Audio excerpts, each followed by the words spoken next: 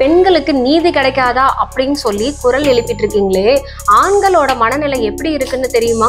டிவோர்ஸ்ன்ற பேர்ல கணவனே வேணான்னு சொல்ற பெண்களுக்கு அவர் கொடுக்குற காசு மட்டும் எதுக்கு? என்னோட மரணம் தான் எனக்கான நீதியை கொடுக்கணும் அப்படின்னு எல்லா ப்ரூஃப்மே. உருக்கமான ஒரு விஷயம் அவர் என்ன சொல்லியிருக்காரு தெரியுங்களா? பெண்கள் ஏன் இவ்வளோ மோசமா இழிவா நடந்துக்கிறாங்கன்றது எனக்கே கோபமா தான் வருது. அதான் பெண்களை தான் அதிகமா பாதுகாப்பு பண்றாங்களே, ப்ரொடெக்ஷன்ற பேர்ல பெண்களை பொத்தி பொத்தி வைக்கணும் அப்படின்றதுக்காக தானே ஏகப்பட்ட சட்டங்கள் இருக்குது. ஆண்கள் பாவம் சும்மா விடாது.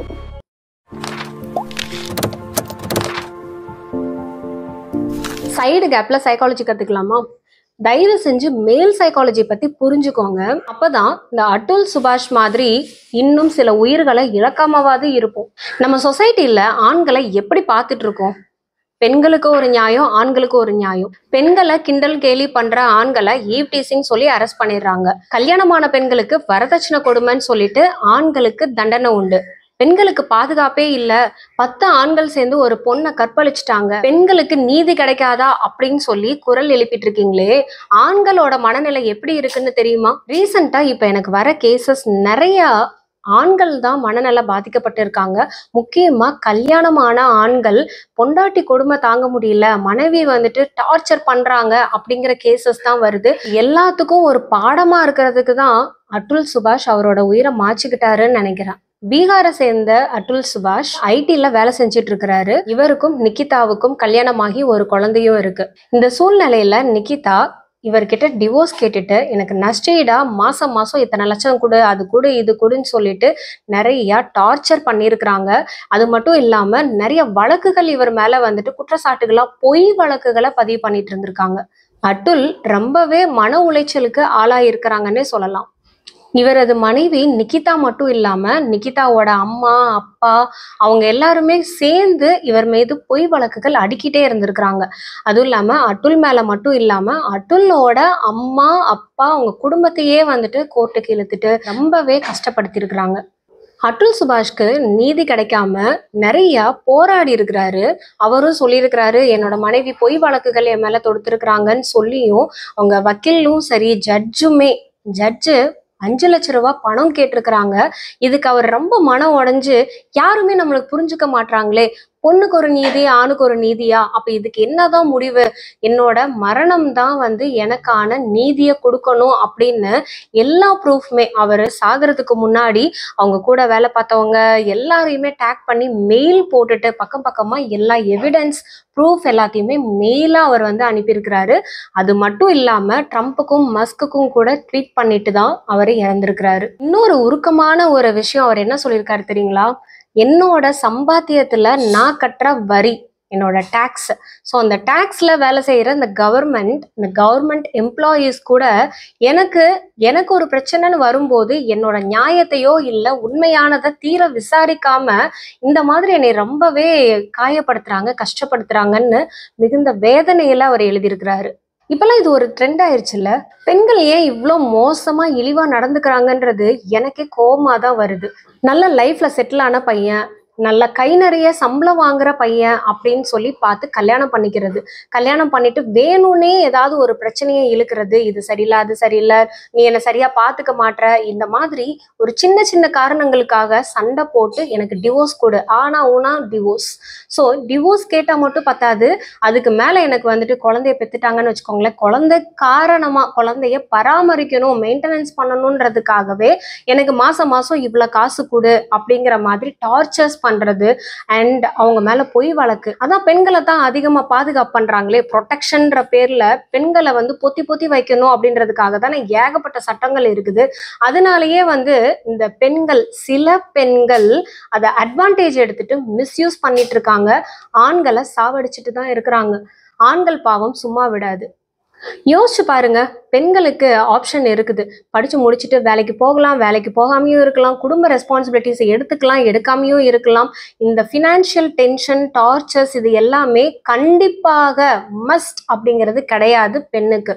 ஆனா ஒரு ஆணுக்கு அப்படி கிடையாது. அவங்க ஆணோட மனநிலை எப்படி இருந்தாலும் சரி, உடல்நிலை எப்படி இருந்தாலும் சரி, அவன் படிச்சவனா படிக்காதவனா, அவனுக்கு என்ன எலிஜிபிலிட்டி எதுவா இருந்தாலுமே ஒரு குடும்ப பொறுப்பு அப்படிங்கிறது கண்டிப்பா அது ஆணோட தலையில தான் ஒரு பாரமா தான் இருக்குது. ஆணும் அதை கடமையா எடுத்துட்டு அவங்க என்ன கஷ்டம் வந்தாலும் என் தங்கச்சி கல்யாணம் பண்ணி வைக்கணும், என் தம்பியை படிக்க வைக்கணும், எங்க அம்மா அப்பாவை பார்க்கணும், அவங்களுக்கு சோறு போடணும் அப்படின்னு சொல்லிட்டு எல்லாத்தையுமே தாங்கிக்கிட்டு இருக்கிற ஆணுக்கு இன்னும் ஒரு இடி உத அடி என்ன தெரியுங்களா? மனைவியோட டார்ச்சர். அதுல ஒரு நல்ல மனைவியா இருந்தாங்கன்னா பரவாயில்ல, அவங்களுக்கு ஒரு லைஃப் பார்ட்னரா ஒரு கம்பேனியனா இருக்கும். ஆனா இதே இது அந்த மனைவியும் அவங்க ரொம்ப டார்ச்சர் பண்ண ஆரம்பிச்சுட்டு டிவோர்ஸ் கேட்டுட்டு, சரி டிவோர்ஸ் எதுக்காக கேட்குறாங்க? உங்க கூட வாழ பிடிக்கல, உன்னை பிடிக்கல, ஏதோ ஒரு கருத்து வேறுபாடு இருக்கு, வேண்டான்னு விட்டு விலகி போறதுக்காக தானே டிவோர்ஸ். இதுல எதுக்கு அந்த நஷ்டீடு அப்படின்னு சொல்லிட்டு நஷ்டீடு கொடுக்கணும்னா சரிசமமா ஆணுக்கு பெண்ணும் பெண்ணுக்கு ஆணும் 2 பேருமே தானே நஷ்டீடு கொடுக்கணும். 2 பேரோட லைஃபும் தானே பிரியுது. அப்போ இதுல பெண்ணுக்கு மட்டும் ஏன் நஷ்டீடு கொடுத்து அவங்களுக்கு டிவோர்ஸ்? ஆக்சுவலி கொஞ்சம் வருஷத்துக்கு முன்னாடி பெண்கள் அந்த அளவுக்கு படிக்கல, வேலைக்கு போகல, எல்லாமே ஆண்களை டிபெண்ட் பண்ணி இருந்தாங்க. அந்த மாதிரி ஒரு சூழ்நிலையில உண்மையிலேயே ஒரு ஆண் வலுக்கட்டாயமா பெண்ணை விவாகரத்து பண்ணும்போது அந்த பெண்ணோட நிலைமை என்ன ஆகும், எக்கனாமிக்கல் ஸ்டேட்டஸ் எப்படி இருக்கும், அவ என்ன மாதிரி இதை எடுத்துக்குவா, அவ லைஃபை ப்ரொசீட் பண்ணுவான்றதுக்காக தான் இந்த நஷ்டீடு இல்லை அவங்களுக்கு மாசம் மாசம் அந்த குழந்தை வச்சிருந்தாங்கன்னா பராமரிப்புக்காக அப்படின்லாம் கொடுக்கறதுக்கு சட்டம் வந்தது. ஆனா இப்போ ஒரு லக்ஸுரி லைஃப், ஆடம்பரமான வாழ்க்கை இன்னும் அசிங்கமா இருக்கு. சொல்ல போனா அந்த கணவரை வேணும்னே டிவோர்ஸ் பண்ணிட்டு எக்ஸ்ட்ரா மேரிட்டல் அஃபையர், இன்னொருத்தர் கூட ஏற்பட்ட அஃபையருக்காக கணவர்கிட்ட மிரட்டி இல்ல கணவர்கிட்ட நஷ்ட ஈடு அதிகமா மாசம் மாசம் லட்சக்கணக்கில் கேட்கறதுன்றது உண்மையிலே அநியாயமா தான் இருக்கு. கணவன் வந்தா குழந்தைய பாக்குறதுக்கு அனுமதிக்க கூட கூடாதுன்ற அளவுக்கு வைராகியமா இருக்கிறவளுக்கு அவங்களோட சொந்த செலவையும் குழந்தைய பராமரிக்கிற செலவையும் அவங்களே சம்பாரிச்சுக்க தெரியாதா? எதுக்கு அந்த அப்பாவி கணவன் மீது அவ்வளோ ஒரு பாரத்தை கொடுக்கணும்? ஏன்னா அந்த கடிதத்துல அவரும் எழுதியிருக்கிறாரு, அந்த ப்ரூஃபும் காமிச்சிருக்கிறாரு. இவங்க ஆயிரக்கணக்கெல்லாம் கேட்கல. அட்டுல் கிட்ட நிக்கிதா கேட்டது லட்சக்கணக்குல, மாசம் மாசம் லட்சக்கணக்குல குழந்தைய பராமரிக்கிறதுக்காக கேட்டிருக்காங்க. ஒரு குழந்தை அவ்வளவா சாப்பிட போகுது, அவ்வளவா ட்ரெஸ் போட போகுது, குழந்தைய என்ன மேக்கப்பா பண்ண போகுது. ஸோ அந்த குழந்தைக்கு எதுக்கு அவ்வளோ லட்சத்துல காசு மாசத்துக்கு? அதுலயும் அவங்க மிரட்டல் விட்டுருக்குறாங்க, இந்த மாதிரி நீ காசு கொடுக்கலன்னா இன்னொரு கேஸ் போடுவேன் அப்படின்னு சொல்லிட்டு கேஸா அவர் மேல குமிஞ்சிட்டு தான் இருந்திருக்கு. ஒரு கட்டத்துக்கு மேல அவர் மன உளைச்சல் அதிகமாகி அவர்னால தாங்க முடியலன்ற காரணத்தினால இந்த விபரீத முடிவை எடுக்கிறதுக்கு முன்னாடி தன்னுடைய சாவுக்கு யாரெல்லாம் காரணம் அப்படின்றத மிக தெளிவா வித் ப்ரூஃபோட அவர் எல்லாருக்குமே மெயில் பண்ணிட்டு எல்லா ரெக்கார்டிங் ப்ரூஃப் அவரோட வீடியோவும் ரெக்கார்ட் பண்ணிட்டு அதுக்கப்புறமா உயிரை விட்டுருக்கிறாரு. இப்போ அந்த நிக்கிதா மேல அப்புறம் அவங்க அம்மா அப்பா மேல கேஸ் ஃபைல் ஆயிருக்குது. அவரோட தற்கொலைக்கு தூண்டுதலா இருந்ததுக்காக, இன்னொன்னு அவர் அவ்வளோ மன உளைச்சல் பண்ணி அவர் மேல பொய் வழக்குகளா போட்டதுக்காக. அட்டுல்கான நீதி கண்டிப்பா கிடைச்சே ஆகணும். அட்டுல் சுபாஷோட ஆத்மா சாந்தி அடையணும்னு நானும் ப்ரே பண்ணிக்கிறேன். அண்ட் முக்கியமா இந்த மாதிரியான சம்பவங்கள் நடக்காம இருக்கிறதுக்கு ஆண்களோட மனநிலையை நம்ம புரிஞ்சுக்கணும். ஒரு ஆண் எவ்வளவு ஒரு ப்ரெஷரா இருக்கிறாங்க. கல்யாணம் அப்படிங்கிறது ஒரு காசுக்காகவோ பணத்துக்காக இல்ல உங்க லக்ஸுரி லைஃபுக்காக, ஆணோ பெண்ணோ அவங்களோட சுயநலத்துக்காக இல்ல காசுக்காக கல்யாணம் பண்ணிக்காதீங்க. கல்யாணம் அப்படிங்கிறது 2 பேரும் ஒரு மனசு ஒத்து போய் ஒரு லைஃப் ப்ராசஸ். அது இன்னொன்று நீங்கள் உங்களோட வாழ்க்கையின் அடையாளமா ஒரு குழந்தைய பெற்று எடுத்துக்கிறீங்க, உங்களோட வாரிசு. எவ்வளோ ஒரு அழகான ஒரு சுகமான ஒரு அனுபவம் இல்லையா? அதை ஒரு கொச்சப்படுத்துற விதமா ஒரு சின்ன சின்ன மிஸ் அண்டர்ஸ்டாண்டிங் வரதான் செய்யும். ஒரு எந்த நார்மலா நீங்க ஒரு ஃப்ரெண்ட்ஷிப்லயே கூட பாருங்க, எல்லா நாளுமே உங்க ஃப்ரெண்ட்ஸ் கிட்ட மச்சான் மச்சி அப்படின்னு சொல்லிட்டு ஜாலியாவா இருப்போம். ஏதோ ஒரு இடத்துல மனஸ்தாபம் வரும், இல்லை ஏதாவது சண்டைகள் வரும், கோபம் வரும்.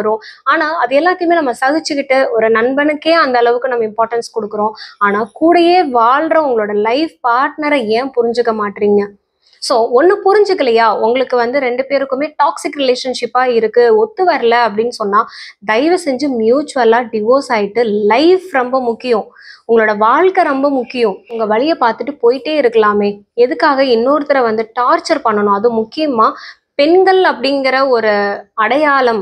ஆண்கள் எப்பவுமே பெண்களை ஒரு தெய்வமா தான் பாக்குறாங்க. That means respect. எல்லா ஆண்களும் பெண்ணுக்கு உண்டான ஒரு மரியாதையை கொடுக்குறாங்க. அதுவும் தன் மனைவின்னு வரும்போது கண்டிப்பா அந்த ரெஸ்பெக்டையும் அந்த லவ், அஃபெக்ஷன், ப்ரொடெக்ஷன் எல்லாமே தான் கொடுக்குறாங்க. ஆனா அதை யூஸ் பண்ணிக்கிறதும் மிஸ்யூஸ் பண்ணிக்கிறதும் ஒரு பெண்ணோட கையில தான் இருக்கு. அதனாலதான் அப்பவே தெளிவா சொல்லி வச்சாங்க, ஆவதும் பெண்ணாலே அழிவதும் பெண்ணாலே அப்படின்னு தான் சொன்னாங்க. ஏன்னா ஒரு ஃபேமிலி எப்படிப்பட்ட முரடனா இருந்தாலும் சரி, எப்படிப்பட்ட கேரக்டரா இருந்தாலும் சரி, ஒரு ஆண் எப்படி இருந்தாலும் ஒரு பெண் நினைச்சா அவரை மாத்த முடியும், இல்ல நல்லவரையும் கெட்டவரா ஆக்க முடியும் அப்படின்னு சொன்னாங்க. ஸோ இதெல்லாம் வந்து ஒரு பழமொழியை அந்த காலத்துல சொல்லி வச்சாங்கனாலும் இப்ப இருக்கிற லைஃப் ஸ்டைலுக்கு எப்படி மேட்ச் ஆகும் அப்படின்னு பாத்தீங்கன்னா, ஈக்குவல் ஸ்டேட்டஸ். 2 பேருமே படிச்சிருக்கோம், 2 பேருமே வேலைக்கு போறோம், 2 பேருமே ஈக்குவல் தானே. கண்டிப்பா 2 பேருமே ஆணும் பெண்ணும் கணவனும் மனைவியும் ஈக்குவல் தான். ஆனா அதே மாதிரி ஈக்குவல் அன்பையும் ஈக்குவல் ரெஸ்பெக்டையும் கொடுக்கணும் தானே. ஆஸ் அ சைக்காலஜிஸ்டா என்னோட ஒரு ஸ்மால் ரெக்வெஸ்ட் என்ன அப்படின்னா, இந்த நஷ்ட ஈடு, அப்புறம் இந்த ஃபினான்ஷியல் சம்பந்தப்பட்ட பிரச்சனைகள், டிவோர்ஸ் அப்படின்னா ஈக்குவலா 2 பேருக்குமே வந்துட்டு கரெக்டான டிவோர்ஸ் நடக்கணும். டிவோர்ஸ்ன்ற பேர்ல கணவனே வேணான்னு சொல்ற பெண்களுக்கு அவர் கொடுக்குற காசு மட்டும் எதுக்கு? ஏற்கனவே ஒரு மிஸ் அண்டர்ஸ்டாண்டிங், மனமுறிவுனால தான் பிரிஞ்சு போறாங்க. இதுல இந்த ஃபினான்ஷியலை சம்பந்தப்படுத்த வேண்டாம். அப்படி இல்லாம இருந்திருந்தா மேபி இந்த மாதிரியான லாவிஷான காரணங்களுக்காக டிவோர்சஸ் நடக்காதுன்றது என்னோட தனிப்பட்ட ஒரு கருத்து. பார்த்துட்டு இருக்கிற வியூவர்ஸ், நீங்க இதை பத்தி என்ன நினைக்கிறீங்கன்றத கமெண்ட்ல சொல்லுங்க. அண்ட் இந்த அவேர்னஸ் வீடியோவை உங்க ஃப்ரெண்ட்ஸ்க்கும் ஷேர் பண்ணிருங்க. Take care of your mental health. Tata, bye by.